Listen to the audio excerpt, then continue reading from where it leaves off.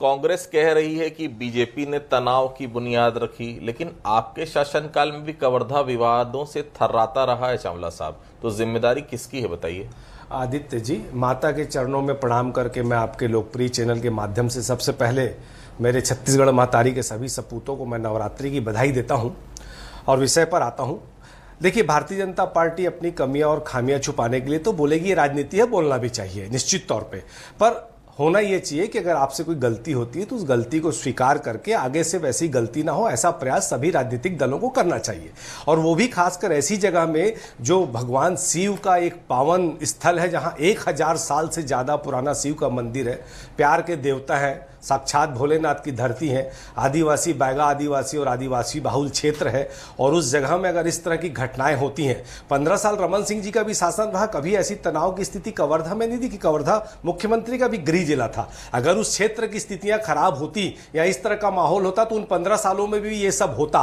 ये सब विजय शर्मा जी के राजनीति में पिक्चर में आने के बाद से ही शुरुआत हुई। और मैं तो कहना चाहूंगा कि विजय शर्मा जी की राजनीतिक वहां पे उद्भव भी जो हुआ, वो झंडा कांड का जो उन्होंने राजनीतिक इस्तेमाल करके कवर्धा की शांत मतलब वो कमजोरी थी ना कांग्रेस की। निश्चित तौर पे कमजोरी नहीं थी, वो हमारी शराफत थी। आपने नेता बनने दिया, मतलब कमजोरी थी नहीं। आदित्य जी, असल में क्या होता है, जैसे हम अपराधी नहीं है तो अपराध की किसी भी विधा से हम परिचित नहीं होते, पर जो अपराधी होते हैं वो अपने हर काम में अपराध की विधा का इस्तेमाल करते हैं। तो झंडा कांड को धार्मिक रूप देके कैसे उस क्षेत्र में, चूंकि एक अल्पसंख्यक विधायक था जो काफी समय से कांग्रेस का विधायक था, तो अल्पसंख्यकों के खिलाफ भारतीय जनता पार्टी का यह हथियार है कि जाति धर्म के नाम से, हिंदू मुसलमान के नाम से वो दंगा फसाद की स्थिति पैदा करके वो 80-20 वाली राजनीतिक समीकरण में चलते हैं। और विजय शर्मा जी ने उसी सूत्र का प्रतिभाव किया और झंडा कांड के रूप में उन्होंने अपनी राजनीति चमकाने के लिए कवर्धा की शांत फिजा में जहर घोला। हमने उसको उतना ध्यान नहीं दे पाए, हमारी ये गलती थी। अगर हम शुरुआत में ही नकेल कस देते और भारतीय जनता पार्टी जिस तरह राजनीतिक लोगों से दुश्मनी निकालती उस तरफ हम भी करते तो आज विजय शर्मा जी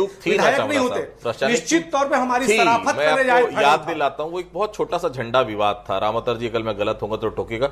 दो, मतलब ये समझ लीजिए कुछ लड़कों के बीच में दो पार्टी थे, मान लीजिए हिंदू मुस्लिम जो भी समझ लीजिए, अगर उसी समय उस विवाद को खत्म करा दिया था, कहीं ना कहीं आपके थाना प्रभारी की गलती थी, उस समय तत्कालीन एसपी की गलती थी, उस विवाद को बहुत छोटा समझ के रफा दफा कर दिया गया। अगर तत्काल कार्रवाई हो जाती चावला साहब तो ये कवर्धा वो कवर्धा नहीं बनता, क्योंकि वो झंडा विवाद के बाद कवर्धा तो ऐसा लगता था हर 2 महीने बाद कवर्धा में कुछ नया। चावला साहब, निश्चित तौर पे देखिए, हम उस षड्यंत्र को समझ नहीं पाए, लेकिन मैं ये कहना चाहता हूं कि आप झंडा कांड को छोड़ दीजिए, चलिए उस समय हमारी सरकार थी 3 अक्टूबर को जब ये झंडा कांड, पर 15 जनवरी 2024 को जब नागडबरा हत्याकांड हुआ जिसमें बैगा आदिवासी परिवार के सदस्य की हत्या हो गई, आज तक उसका अता पता नहीं है। 20 जनवरी 2024 को सादराम हत्या हो गई, यादव समाज उतना उद्वेलित था, गौरक्षक था, भारतीय जनता पार्टी की सरकार थी, गौरक्षक की निर्मल हत्या हो गई, कानून व्यवस्था पर सवाल खड़े हुए और गृह मंत्री का जिला था। उसके बाद 16 अप्रैल 2024 को कलेक्टर कार्यालय को बम से उड़ाने की धमकी दी गई, आज तक उसका कोई सुराग नहीं मिला। 20 मई 24 को लोहारी डी की इतनी शर्मसार घटना हो गई जहां इनके उप सरपंच रघुनाथ साहू की हत्या कर दी, जिंदा जला दिए, कचरू साहू को मारकर पेड़ में लटका दिया गया और एसपी वहां रील बना रहा था और महिलाओं को पुलिस वालों ने मारा। पोस्टमार्टम की मांग के बावजूद पोस्टमार्टम की मांग पूरी नहीं की गई, 150 से ज्यादा लोगों को, निर्दोष लोगों को जेल में डाल दिया। बाद में 26 लोगों को कोर्ट के निर्देश पर रिहा करना पड़ा और उनका नाम हटाना पड़ा। इससे साबित होता है कि पूरे षड्यंत्र के पीछे कहीं ना कहीं गृह मंत्री की असफलता है।